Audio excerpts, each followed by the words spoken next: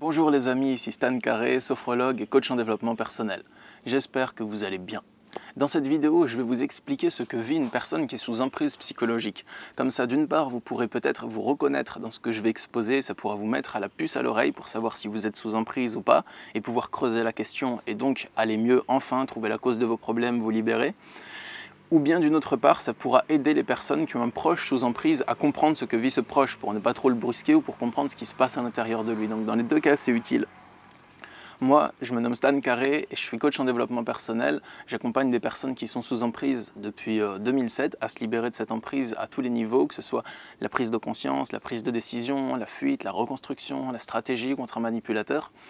Et aussi, j'ai écrit un livre qui s'appelle Pervers narcissique, l'identifier, le fuir, se reconstruire. J'ai plus de 300 vidéos sur ma chaîne YouTube qui traitent plus ou moins du sujet, donc je m'y connais bien. C'est pour ça que je me permets de vous présenter ces différents symptômes dans cette vidéo. Donc j'ai pris quelques notes parce que j'ai plein de points clés à vous exposer. Ça va aller vite, mais il y a plein de points différents, tout simplement.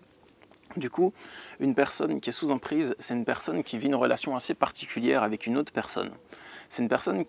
Donc si vous êtes sous emprise, ça veut dire que vous vivez une relation assez bizarre avec une autre personne. Ça peut être un de vos proches, donc votre compagne, votre compagnon, un membre de votre famille, ou bien un ami bizarre avec lequel vous n'arrivez pas à définir la relation, ou bien quelqu'un au boulot.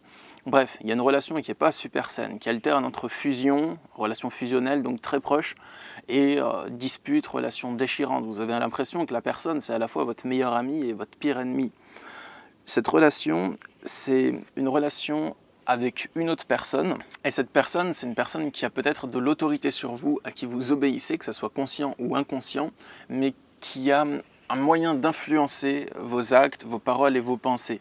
Vous accordez du crédit à ce qu'elle vous dit, vous lui donnez une parole d'autorité en fait sur vous, que ce soit conscient ou inconscient, en gros que vous l'ayez choisi ou pas. Si c'est votre parent, peut-être que vous l'avez choisi. Si c'est votre conjoint, peut-être que ça se fait petit à petit, progressivement dans la relation et que vous ne voyez rien venir.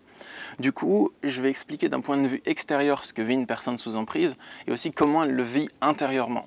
D'un point de vue extérieur, c'est-à-dire que si vous êtes sous emprise et que vous côtoyez l'autre personne, le manipulateur qui vous met sous emprise, même si vous n'avez pas conscience que c'est un manipulateur. Donc cette autre personne avec laquelle vous avez une relation assez particulière, elle vous fait des reproches, elle vous dévalorise, c'est-à-dire qu'elle rabaisse votre valeur, elle vous critique, elle vous fait des jugements, vous n'êtes jamais assez bien, ce que vous faites c'est jamais assez bien, au début ça l'était, mais maintenant ça l'est plus alors que vous faites les mêmes choses, vous n'avez pas changé entre temps, c'est juste qu'elle se rend compte qu'en fait vous n'avez pas de valeur. Je dis pas que c'est la vérité, c'est juste ce qui se passe dans la relation. Donc la relation elle est assez conflictuelle, donc il y a beaucoup de disputes, beaucoup de conflits. Des fois, il y a des moments d'accalmie, des moments où ça va bien, mais il y a aussi beaucoup de moments où vous êtes en conflit contre l'autre, où il y a des embrouilles, où il y a des engueulades qui finissent pas, qui prennent du temps.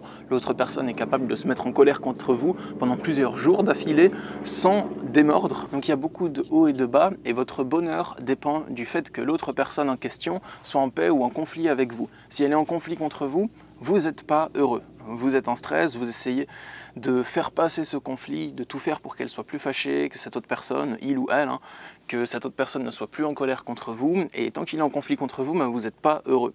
Et si l'autre personne est en paix contre vous, vous autorisez le droit d'être heureux. C'est comme si le fait que l'autre soit en paix ou en conflit, ça décide de l'autorisation que vous vous donnez comme droit au bonheur. Si vous êtes sous emprise, vous avez aussi perdu contact avec certains de vos proches depuis que vous avez rencontré cette autre personne en question avec laquelle vous avez une relation particulière. Vous avez perdu contact avec certains de vos proches, c'est peut-être des amis que vous ne voyez plus, avec lesquels vous vous êtes fâché, c'est peut-être des membres de votre famille avec lesquels vous vous êtes fâché et que vous ne voyez plus, pourtant vous vous entendiez très bien avant, mais d'un coup, il y a eu un clash qui a débuté et ce clash, il suit la rencontre que vous avez eue avec cette autre personne avec laquelle vous êtes sous emprise. Et aussi, vos proches s'inquiètent pour vous.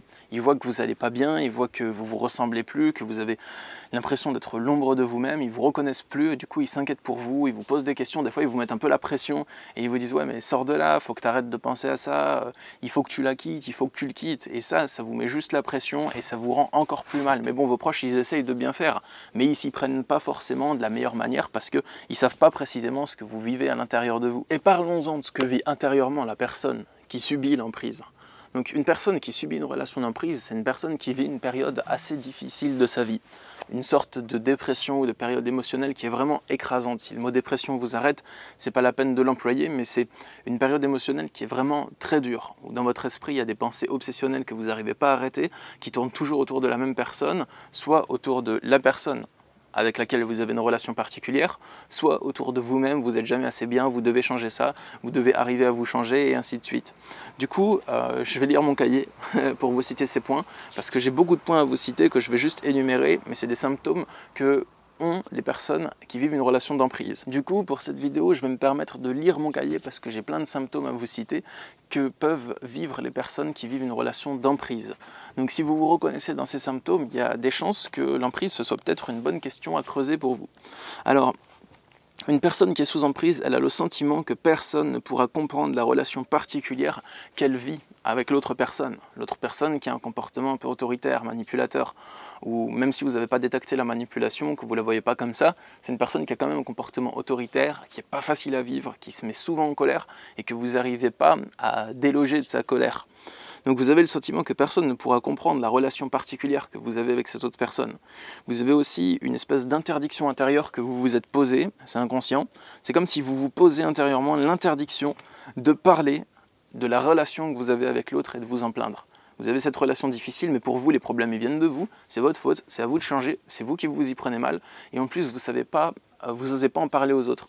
Vous n'osez pas parler de vos problèmes de couple, ou de vos problèmes de famille, ou de vos problèmes au travail avec les autres, parce que vous pensez que ça serait comme une espèce de trahison que vous allez faire à l'autre.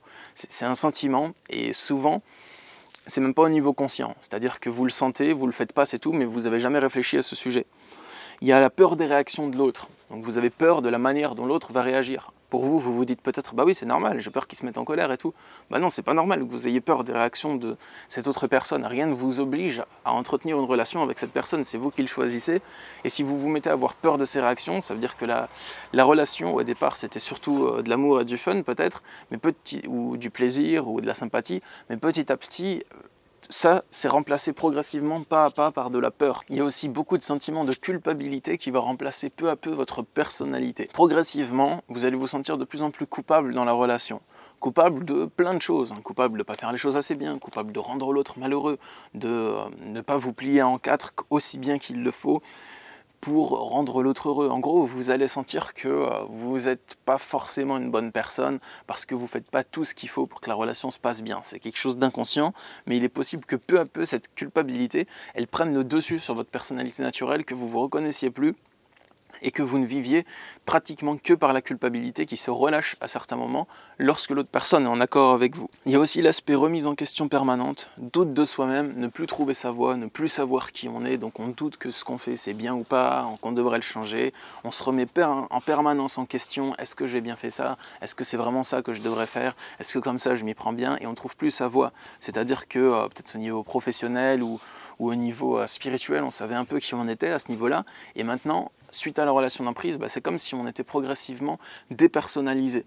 C'est-à-dire qu'on quitte notre personnalité d'avant, on ne la retrouve plus, on l'a reniée parce qu'on pensait que c'était pas bien tout ça, parce que l'autre personne nous a influencé à le penser, et donc on se reconnaît plus, quoi. On rejette tout ce qu'on était, et on essaye de trouver notre voie ailleurs que là où elle se situe. C'est comme si on a rejeté notre vraie personnalité joyeuse qui était là avant, on l'a rejetée entièrement, partie par partie, et comme on la rejette, on essaye de trouver notre bonheur ou notre personnalité ailleurs. On se dit, peut-être que si j'arrive à faire ça, ou que si j'arrive à penser comme ça, je trouverai ma voie, alors que c'est faux, votre voie, vous l'avez rejetée au départ de cette relation étrange que vous avez avec cette personne. Et parlons-en de cette relation que vous avez avec le manipulateur. C'est une relation, ou avec l'autre personne, que vous la qualifiez de manipulateur ou pas, c'est pas important. Cette relation, c'est une relation ambiguë. Ambiguë dans le sens où c'est pas une relation qui est bien casée. C'est pas une relation de couple, juste de couple, et vous vous comportez comme avec un partenaire de couple, et c'est tout. C'est pas une relation juste amicale où vous vous comportez comme avec un ami. Il y a toujours une ambiguïté dans les relations d'emprise. L'ambiguïté, c'est déjà une espèce de sentiment bizarre que les autres ne pourront pas comprendre la nature de leur relation. C'est pour ça qu'on leur en parle pas. Et il y a aussi une relation qui ressemble à la fois à l'amitié ou au couple, Donc il y a certains cas d'emprise où c'est une relation qui est moitié amicale, moitié couple, mais pas dans le bon sens, hein. Pas dans le sens où ma partenaire de couple c'est à la fois ma partenaire et ma meilleure pote et du coup on forme une bonne équipe, non. C'est plutôt dans le sens où je sais pas si c'est mon ami ou si c'est mon partenaire de couple, des fois c'est l'un, des fois c'est l'autre, on n'arrive pas à se positionner entre les deux, ou des fois c'est une relation couple, parent-enfant. C'est-à-dire que soit vous avez une relation d'emprise avec un partenaire de couple ou une partenaire de couple et elle a de l'autorité sur vous, elle vous donne des ordres, elle vous explique comment vous devriez vous comporter, elle vous parle comme si vous étiez un petit garçon ou une petite fille et elle vous engueule comme du poisson pourri des fois, comme si c'était un parent autoritaire qui exerçait une autorité sur vous. Ou bien si c'est un parent qui a une emprise sur vous, mais il va se comporter comme si c'était aussi un partenaire de couple. Je ne parle pas de niveau attouchement et tout, bon, des fois il y en a, des fois il n'y en a pas, mais il y a une espèce de jalousie, une espèce de relation fusionnelle, de désir de savoir ce que fait l'autre, enfin, c'est pas sain, c'est pas clair.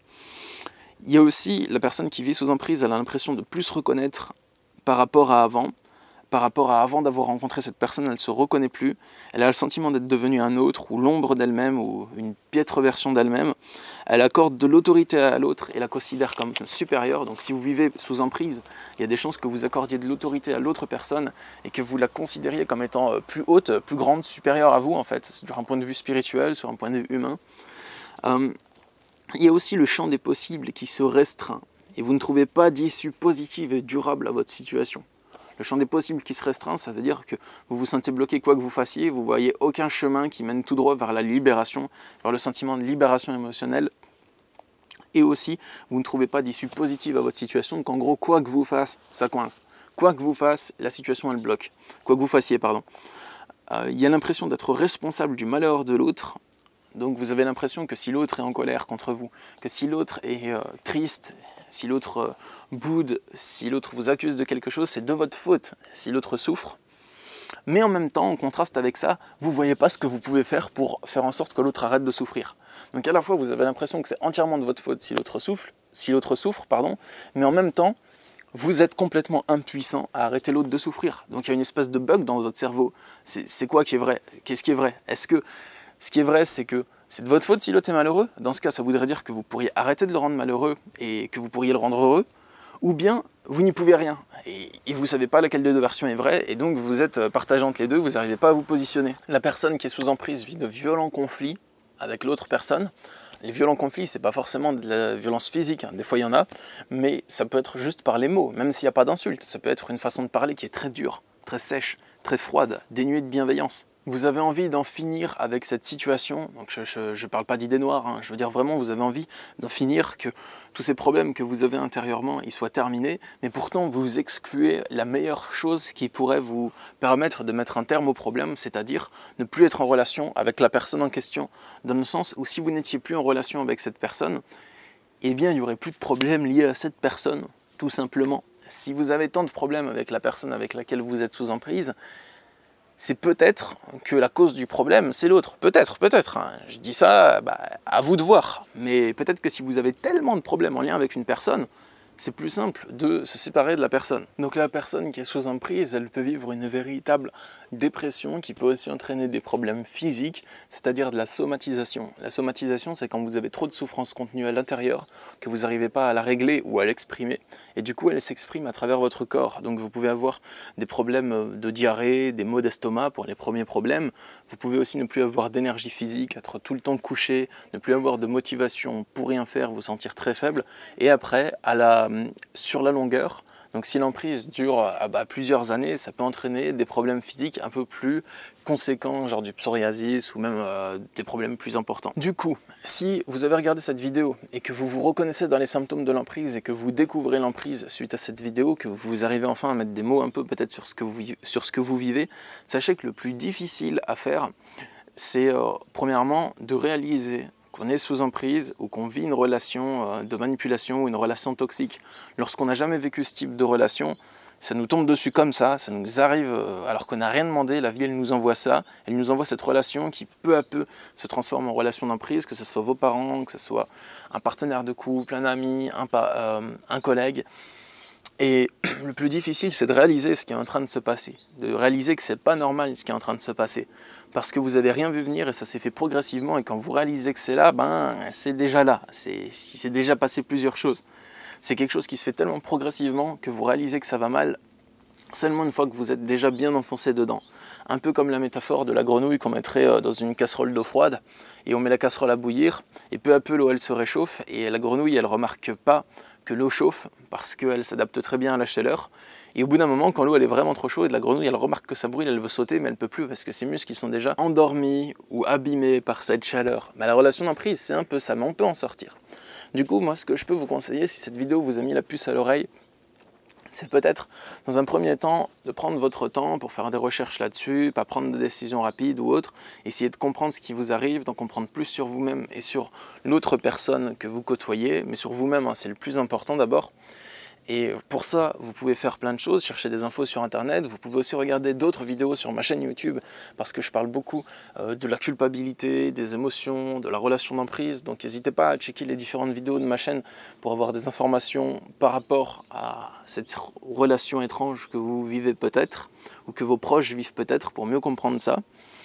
Prenez le temps qu'il vous faut et aussi si vous ne savez pas trop comment sortir de cette relation d'emprise, vous pouvez vous faire aider, parler à des amis ou parler à des coachs en développement personnel, peut-être comme moi qui connaissent la relation d'emprise ou peut-être d'autres personnes dans votre région ou sur internet qui connaissent la relation d'emprise. Voilà, il n'y a pas de mal à se faire accompagner. À certains moments de sa vie, lorsqu'on traverse une situation difficile, ok, on peut toujours la traverser seul, peut-être, ça dépend des gens, mais ok, quelqu'un qui est vraiment déterminé, qui est vraiment costaud dans le travail sur soi et tout, on peut toujours traverser seul les situations difficiles, mais le fait de se faire accompagner, ça permet de gagner beaucoup d'années, ça permet de gagner du temps, par quelqu'un qui a déjà vécu ça, qui connaît la relation, qui est compétent là-dedans, ça permet de vous faire gagner beaucoup d'années et d'aller mieux beaucoup plus vite. Voilà tout. Si cette vidéo vous a plu, n'hésitez pas à la partager sur les réseaux sociaux pour aider les personnes qui vivraient une relation d'emprise à se reconnaître dedans. Et sachez que je suis disponible en consultation de coaching si vous le souhaitez. Il y a le lien pour me contacter dans la description. Je consulte par Skype, par Messenger ou par téléphone. Quant à moi, je vous souhaite une belle journée. Abonnez-vous à ma chaîne si ce n'est pas fait. Et je vous dis à bientôt. Au revoir.